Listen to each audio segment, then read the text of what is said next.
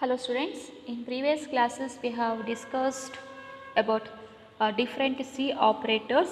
In today's session we learn expressions. And what is expression? It is a combination of operators and operands that computes to a specific value. There are three types of expression: arithmetic expression, relational expression and logical expression. For example, a plus b ಅನ್ನೋದೊಂದು expression. So ಅಲ್ಲಿ A ಮತ್ತು B ಅನ್ನೋದು ಆಪ್ರೆಂಟ್ಸ್ ಆದರೆ plus ಅನ್ನೋದು operator ಆಗುತ್ತೆ. ಇವೆರಡು combine ಮಾಡಿ ನಾವು ಏನು ಬರಿತೀವಲ್ಲ ಅದನ್ನು ನಾವು ಎಕ್ಸ್ಪ್ರೆಷನ್ ಅಂತ ಕರಿತೀವಿ. ಸೊ ಎ ಪ್ಲಸ್ ಬಿ ಮಾಡಿದಾಗ ಈಗ ಎ ವ್ಯಾಲ್ಯೂ ಬಿ ವ್ಯಾಲ್ಯೂ ಎರಡು ಆ್ಯಡ್ ಆದಾಗ ನಮಗೊಂದು ಸ್ಪೆಸಿಫಿಕ್ ವ್ಯಾಲ್ಯೂ ಜನ್ರೇಟ್ ಆಗುತ್ತೆ, ಹೌದಾ? ಸೊ ಅದೇ ಔಟ್ಪುಟ್. ಓಕೆ, ಸೊ ನಮ್ಮಲ್ಲಿ ತ್ರೀ ಟೈಪ್ಸ್ ಆಫ್ ಎಕ್ಸ್ಪ್ರೆಷನ್ಸನ್ನು ನೋಡ್ತೀವಿ: arithmetic expression, relational expression, logic expression. Okay, now we'll discuss one by one. So arithmetic expression. Arithmetic expressions are formed with a valid combination of variables, constants and arithmetic operators. There are three types of arithmetic expressions: integer mode expression, real mode expression, mixed mode expression. So ಇಲ್ಲಿ arithmetic expression ಅಂತಂದರೆ arithmetic ಆಪ್ರೇಷನ್ಸನ್ನು performance ಮಾಡಲಿಕ್ಕೆ ನಾವೇನು variables ಮತ್ತು ಕಾನ್ಸ್ಟೆಂಟ್ಸನ್ನು use ಮಾಡಿ ಎಕ್ಸ್ಪ್ರೆಷನನ್ನು ನಾವು ಬರಿತೀವಲ್ಲ. ಈಗ A plus B ಅನ್ನೋದು ಅರ್ಥಮೆಟಿಕ್ ಎಕ್ಸ್ಪ್ರೆಷನ್, ಯಾಕಂದರೆ ಪ್ಲಸ್ ಅನ್ನೋದು addition operator, it performs arithmetic operation. Okay, so ಇಲ್ಲಿ ನಾವು ತ್ರೀ ಟೈಪ್ಸ್ ಆಫ್ ಮೋಡ್ ಎಕ್ಸ್ಪ್ರೆಷನ್ಸನ್ನು ನೋಡ್ತೀವಿ: integer mode, real mode, mixed mode. So integer mode expression, these expressions are formed using integer type constants, variables, functions and operations. The operators defined for integer data type are, so ಈ table ನೋಡ್ರಿ. So ಇಲ್ಲಿ ನಾವು operator ಇದೆ, operation ಇದೆ, expression, result ಮತ್ತು reason. Okay, so integer mode expressions ಅಂತಂದರೆ ಅಲ್ಲಿ only ರಿಸಲ್ಟಲ್ಲಿ integer value generate ಆಗಬೇಕು, ಅಂಥದ್ದನ್ನು ನಾವು ಇಂಟಿಜರ್ ಮೋಡ್ ಎಕ್ಸ್ಪ್ರೆಷನ್ ಅಂತ ಕರಿತೀವಿ. ಸೊ ಇಲ್ಲಿ plus, minus, multiplication, division, modulus ಇವೆಲ್ಲ ಏನ್ರಿ ಆಪ್ರೇಟರ್. ಸೊ ಅದರ ಆಪ್ರೇಷನ್ ಏನು? Addition, subtraction, multiplication, integer divisor and modulus. So expressions ನೀವು ಅಸಂಪ್ಷನ್, ಈಗ ಎ ವ್ಯಾಲ್ಯೂ 10, ಬಿ ವ್ಯಾಲ್ಯೂ 3 ಅಂತ ತಗೊಂಡ್ರೆ so expression A plus B ಅಂದರೆ ಏನಾಗುತ್ತೆ? 10 + 3 ರಿಸಲ್ಟ್ ಇನ್ 13, ಅಂದರೆ sum of 10 and 3. 10 - 3, so it gives result 7, difference of 10 and 3. 10 × 3, the product value is 30. 10 divided by 3, the quotient value is 3. 10 modulus 3, the remainder is 1. So same the real mode expression. So real mode expressions are formed using real mode quantities like constants, variables, functions and operations. The operators defined are plus, minus, multiplication, division. Here we use the operation addition, subtraction, multiplication, integer divisor.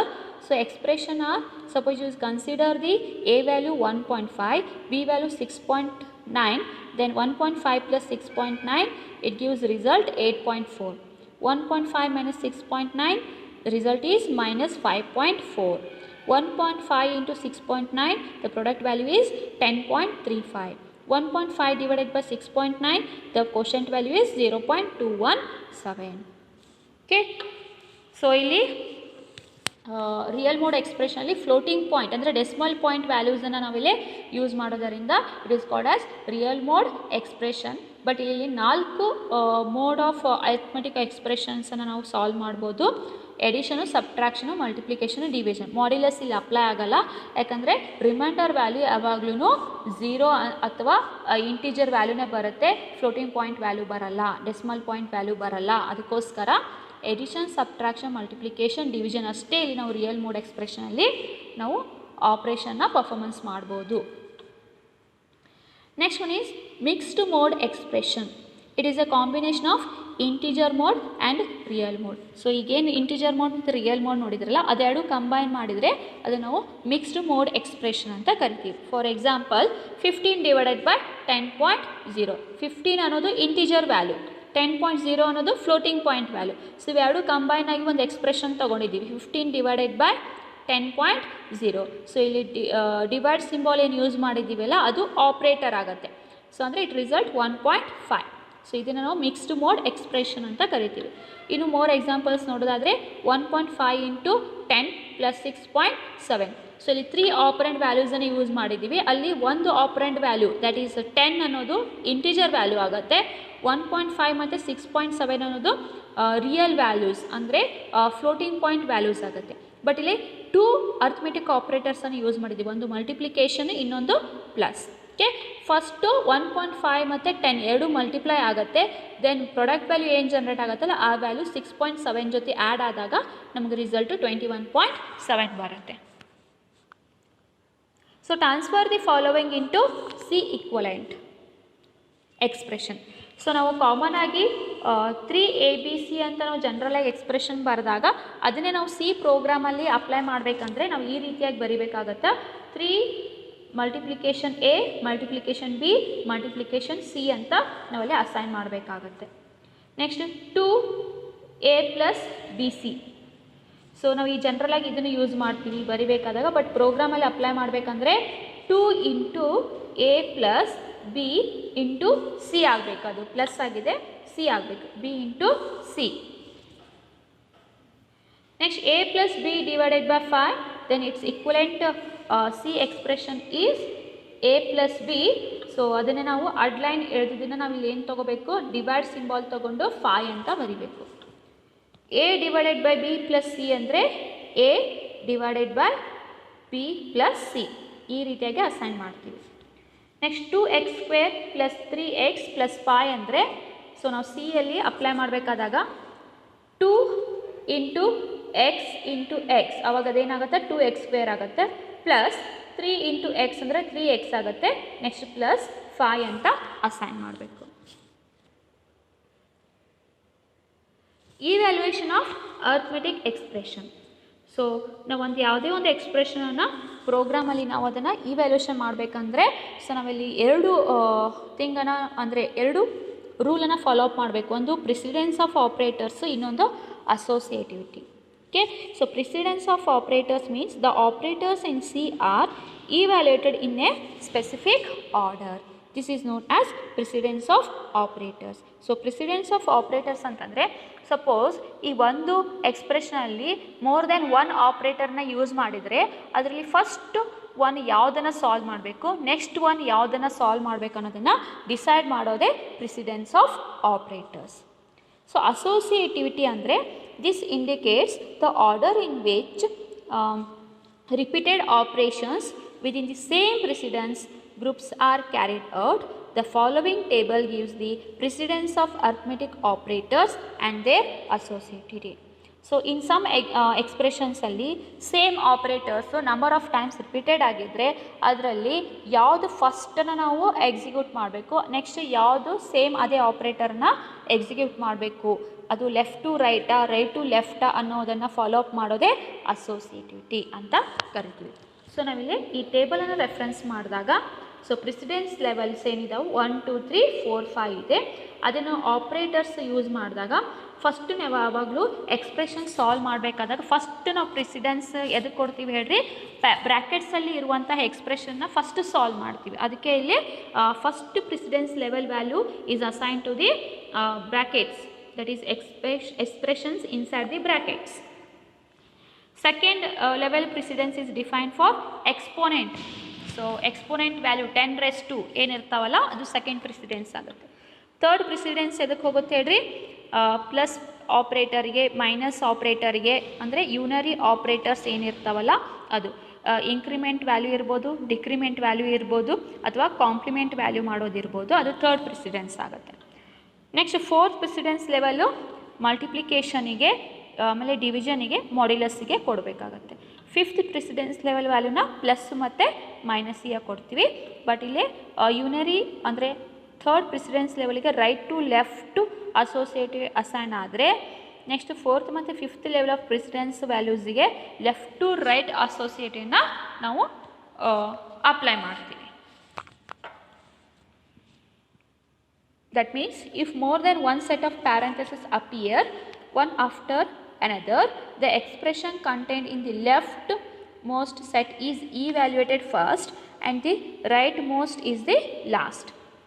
When nested of parenthesis is involved, then the expression in the innermost parenthesis is evaluated first, then the next innermost pair second, and so on the other outermost parenthesis contains at last. So ಇಲ್ಲಿ ಒಂದೇ pair of parenthesis ಇದ್ದರೆ first ಪ್ಯಾರಂಥೆಸಿಸಲ್ಲಿ define ಆಗಿರುವಂಥ ಎಕ್ಸ್ಪ್ರೆಷನ್ನ solve ಮಾಡಿಬಿಟ್ಟು next outside ಅಲ್ಲಿ define ಆಗಿರುವಂತಹ ಏನು ಎಕ್ಸ್ಪ್ರೆಷನ್ನ solve ಮಾಡ್ತೀವಿ. ಅದೇ ಸಪೋಸ್ ಈ ಒಂದು ಬ್ರ್ಯಾಕೆಟ್ ಒಳಗಡೆ ಇನ್ನೊಂದು ಬ್ರ್ಯಾಕೆಟ್ ಆಫ್ ಎಕ್ಸ್ಪ್ರೆಷನ್ ಏನಾದರೂ ಡಿಫೈನ್ ಆಗಿದ್ದರೆ ಫಸ್ಟು ಇನ್ನರ್ ಎಕ್ಸ್ಪ್ರೆಷನ್ ಬ್ರ್ಯಾಕೆಟನ್ನು ಸಾಲ್ವ್ ಮಾಡಿಬಿಟ್ಟು ನೆಕ್ಸ್ಟ್ ಔಟರ್ ಎಕ್ಸ್ಪ್ರೆಷನ್ ಬ್ರ್ಯಾಕೆಟನ್ನು ಸಾಲ್ವ್ ಮಾಡಿ ನೆಕ್ಸ್ಟ್ ಔಟರ್ ಎಕ್ಸ್ಪ್ರೆಷನನ್ನು ಸಾಲ್ವ್ ಮಾಡ್ತೀವಿ ಲಾಸ್ಟಲ್ಲಿ. Okay, so algorithm to evaluate and arithmetic expression as follows. Evaluate any expression return in parenthesis. First ಬ್ರ್ಯಾಕೆಟ್ಸಲ್ಲಿ ಡಿಫೈನ್ ಆಗಿರುವಂತಹ ಎಕ್ಸ್ಪ್ರೆಷನನ್ನು ಇವ್ಯಾಲ್ಯುಯೇಟ್ ಮಾಡಬೇಕು. Second step, evaluate the terms associated with unary operands. ಅಲ್ಲಿ ಏನಾದರೂ unary operators apply ಆಗಿದ್ದರೆ first unary ಆಪ್ರೇಟರ್ಸನ್ನು ನಾವಲ್ಲಿ evaluate ಮಾಡಬೇಕು. Unary operators or plus plus, minus minus ಮತ್ತು complement. In step 3, evaluate the terms associated with multiplication, division and modulus operators. If more than one such operators appears, the operators are performed from left to right.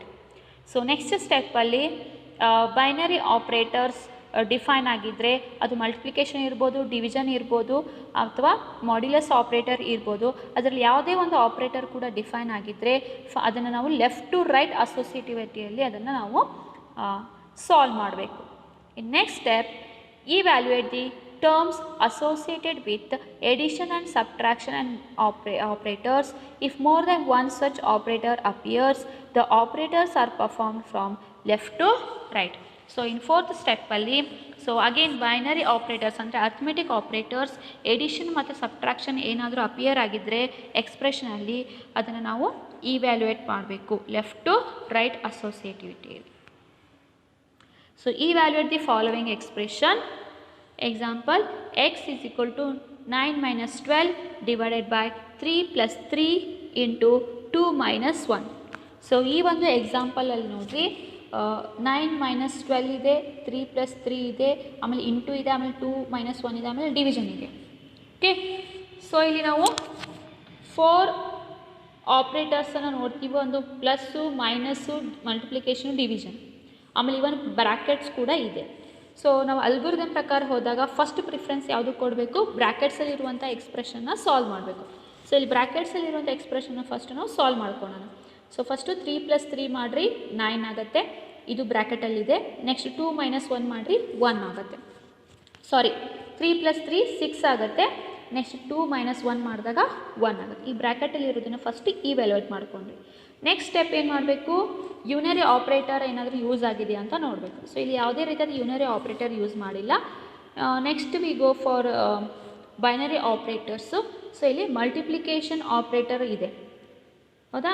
So ಇಲ್ಲಿ ನಮಗೆ 6 ಬಂದಿದೆ, ಇಲ್ಲಿ 1 ಬಂದಿದೆ. 6 × 1 is 6. 6 × 1 is 6. Next ನಮಗಿಲ್ಲಿರೋದು 9 - 12. So 9 12ಅಲ್ಲಿ 9 ಒಳಗಡೆ 12 minus ಮಾಡಿದರೆ ನಮಗಲ್ಲಿ -3 ಬರುತ್ತೆ. Okay, so next it is -3 divided by 6 ಆಗುತ್ತೆ. So -3ನ 6 divide ಮಾಡಿದರೆ ಏನು ವ್ಯಾಲ್ಯೂ ಬರುತ್ತೆ ಅದು ಎಕ್ಸಲ್ಲಿ ಸ್ಟೋರ್ ಆಗುತ್ತೆ.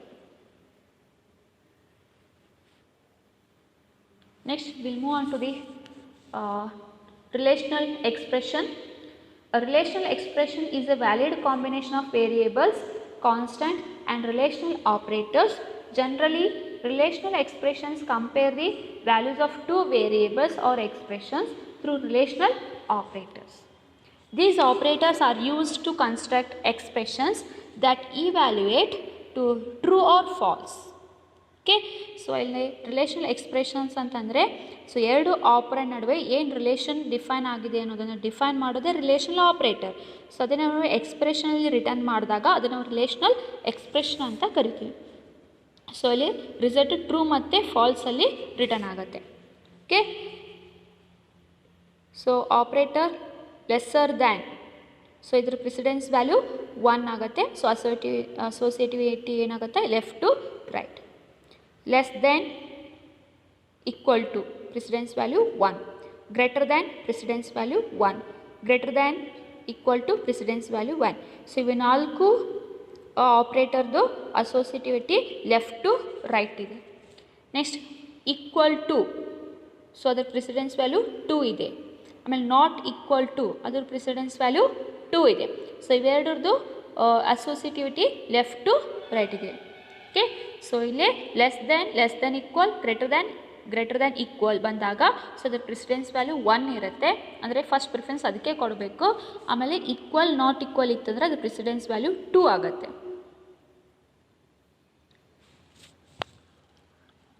So C the example, 4.5 is less than equal to 10.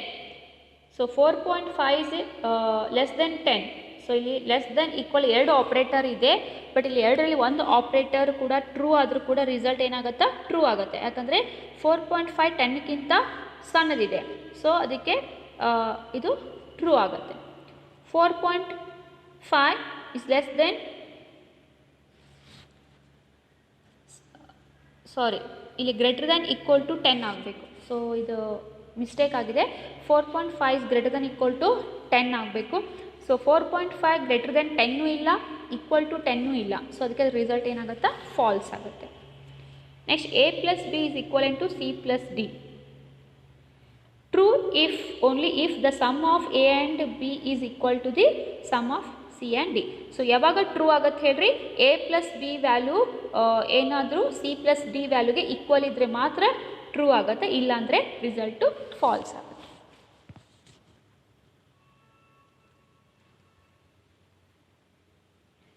So next one is logical expression. Logical expressions involving the logical operators are called logical expressions. The result of a logical expression is either true, called non-zero value, or false, 0. So true ಅಂದರೆ 1 ಅಂತ represent ಆಗುತ್ತೆ, false ಅಂದರೆ 0 ಅಂತ represent ಆಗುತ್ತೆ. The logical expression involves and, or and not operators. So logical operators ಯಾವ ಬರ್ತವೆ ಹೇಳ್ರಿ, logical and operator, nothing but it performs logical multiplication operation. Logical or operator is nothing but it performs logical addition operation. And logical not operator, it performs inversion function, means complement. It changes 0 to 1, 1 to 0. The expressions involving not must be evaluated first, then expression with and must be evaluated, and finally the expression having or should be evaluated. So logical expression ಅಲ್ಲಿ 3 operators ಅನ್ನು ನೋಡ್ತೀವಿ. ಅದರಲ್ಲಿ first precedence value ಯಾವುದಾದಕ್ಕೆ ಕೊಡಬೇಕು ಅಂದರೆ, ನಾಟಿಗೆ first precedence ಕೊಡಬೇಕು, ಅಂದರೆ first preference ಕೊಡಬೇಕು. Next ಆ್ಯಂಡಿಗೆ second preference ಕೊಡಬೇಕು. ನೆಕ್ಸ್ಟ್ ಆರಿಗೆ ಥರ್ಡ್ ಪ್ರಿಫರೆನ್ಸ್ ಕೊಡಬೇಕು. Okay, so here we have the table for and or gate. So operand 1, operand 2. So then the result and is 0 0. False andre 0 0, result is 0. False true andre 0 1, result is 0. True false andre 1 0, result is 0. True true andre 1 1, result is true. Okay, so and andre multiplication ಆಗುತ್ತೆ. Next ಟೇಬಲಲ್ಲಿ logical R ಇದೆ. ಆಪರೆಂಡ್ 1, ಆಪರೆಂಡ್ 2. Falls ಇದ್ದಾಗ result false ಆಗುತ್ತೆ, ಅಂದರೆ 0 + 0 ಅಂದರೆ 0. Next falls true ಅಂದರೆ 0 + 1 true ಆಗುತ್ತೆ. True falls ಅಂದರೆ 1 + 0 true ಆಗುತ್ತೆ. ಟ್ರೂ ಅಂದರೆ 1 + 1 ಲಾಜಿಕಲಲ್ಲಿ ಟ್ರೂನೇ ಆಗುತ್ತೆ, 1 ಬರುತ್ತೆ. ಅದೇ ನಾವು ನಾಟ್ ಗೇಟ್ ನೋಡಿದಾಗ ಫಾಲ್ಸ್ ಇದ್ದಿದ್ದು ಟ್ರೂ ಆಗುತ್ತೆ, ಟ್ರೂ ಇದ್ದಿದ್ದು ಫಾಲ್ಸ್ ಆಗುತ್ತೆ. ಅಂದರೆ 0 ಇದ್ದಿದ್ದು 1 ಆಗುತ್ತೆ, 1 ಇದ್ದಿದ್ದು 0 ಆಗುತ್ತೆ. Okay,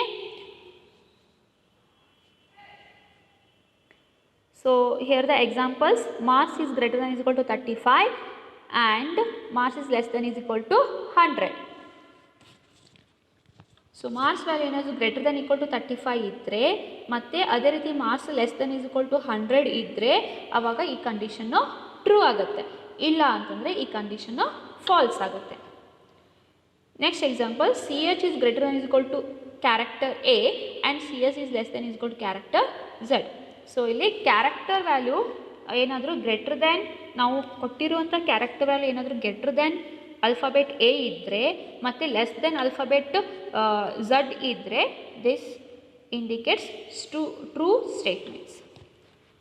Next example, suppose a, b, c are integer variables having the values 2, 4 and 3 respectively. Then the following expression is evaluated. A and b are c and not b. A value is 2, b value is 4, c value is 3. So ಅದನ್ನೇ ಇಲ್ಲಿ assign ಮಾಡಿಕೊಡ್ರಿ. 2 and 4 ಆಗುತ್ತೆ, or 3 and not 4 ಆಗುತ್ತೆ. ಇಲ್ಲಿ 0 ಬಿಟ್ಟು ನಾವು 1, 2, 3 ಯಾವುದೇ number ತೊಗೊಂಡ್ರು ಅದನ್ನು ನಾವು ಲಾಜಿಕಲಲ್ಲಿ 1 ಅಂತನ ಕನ್ಸಿಡರ್ ಮಾಡಬೇಕು. ಸೊ ಅದಕ್ಕೆ ಇಲ್ಲಿ 2 and 4 ಆರ್ 3 and 0 ಇದೆ, ಅಲ್ಲ ನಾಟ್ 4 ಇದೆ. ಸೊ ಇಲ್ಲಿ ಆ್ಯಂಡ್ ಆರ್ ನಾಟ್ 3 ಆಪ್ರೇಟರ್ಸನ್ನು ಸಿಂಗಲ್ ಎಕ್ಸ್ಪ್ರೆಷನಲ್ಲಿ ಅಪ್ಲೈ ಮಾಡೋದರಿಂದ ಫಸ್ಟ್ ಪ್ರಿಫರೆನ್ಸನ್ನು ನಾಟ್ಗೆ ಕೊಡಬೇಕಾಗತ್ತೆ. ಅಂದರೆ ಫಸ್ಟ್ ನಾವು ನಾಟ್ 4 ಬ್ರ್ಯಾಕೆಟಲ್ಲಿ ಏನಿದೆ ಅದನ್ನು ಸಾಲ್ವ್ ಮಾಡ್ಕೋಬೇಕು. ಸೊ ನಾಟ್ 4 ಅಂದರೆ ನಾನು ಅದೇ ಹೇಳಿದೆ, 0 ಬಿಟ್ಟು ಬೇರೆ ಯಾವುದೇ ವ್ಯಾಲ್ಯೂ ಬಂದರೆ ಲಾಜಿಕಲಲ್ಲಿ ಅದನ್ನು 1 ಅಂತ ಕನ್ಸಿಡರ್ ಮಾಡಬೇಕು. ಇಲ್ಲೇ 4 ಅಂದರೆ 1 ಅಂತ ಕನ್ಸಿಡರ್ ಮಾಡಬೇಕು. ನಾಟ್ 1 ಅಂತಂದರೆ 1 ಇದ್ದಿದ್ದು 0 ಸ್ಟೇಟಿಗೆ ಕನ್ವರ್ಟ್ ಆಗುತ್ತೆ. ಸೊ ನೆಕ್ಸ್ಟ್ ಎಕ್ಸ್ಪ್ರೆಷನಲ್ಲಿ ನೋಡಿರಿ ಏನು ಬಂತು value 2 and 4 or 3 and 0. Next ಇವಾಗ ಎರಡು ಆಪ್ರೇಟರ್ ಇದೆ, ಆ್ಯಂಡ್ ಮತ್ತು ಆರ್. ಇವಾಗ ನಮಗೆ ಆ್ಯಂಡ್ ಆಪ್ರೇಟರ್ಗೆ ಪ್ರಿಸಿಡೆನ್ಸ್ ಫಸ್ಟ್ ಕೊಡಬೇಕು ಇವೆರಡು ಕಂಪೇರ್ ಮಾಡಿದಾಗ. ಸೊ 2 and 4 ಅಂತಂದರೆ ಸೊ 1 into 1, 1 into 1. ಸೊ ಅದರ ಔಟ್ಪುಟ್ ಏನು ಬರುತ್ತೆ, 1 ಬರುತ್ತೆ. ನೆಕ್ಸ್ಟು ಆರ್ 3 and 0 ಅಂದರೆ 1 into 0, ಔಟ್ಪುಟ್ ಏನು ಬರುತ್ತೆ, 0 ಬರುತ್ತೆ. ನೆಕ್ಸ್ಟು ನಮಗೆ ಒಂದೇ ಆಪ್ರೇಟರ್ ಉಳಿದಿರೋದು ಆರ್. ಸೊ 1 plus 0 ಅಂದರೆ 1 ಬರುತ್ತೆ. So final the result or output of this expression that is A and B or C and not B is true. Okay, so these are C expressions which are used in the program based on problem definition. Thank you.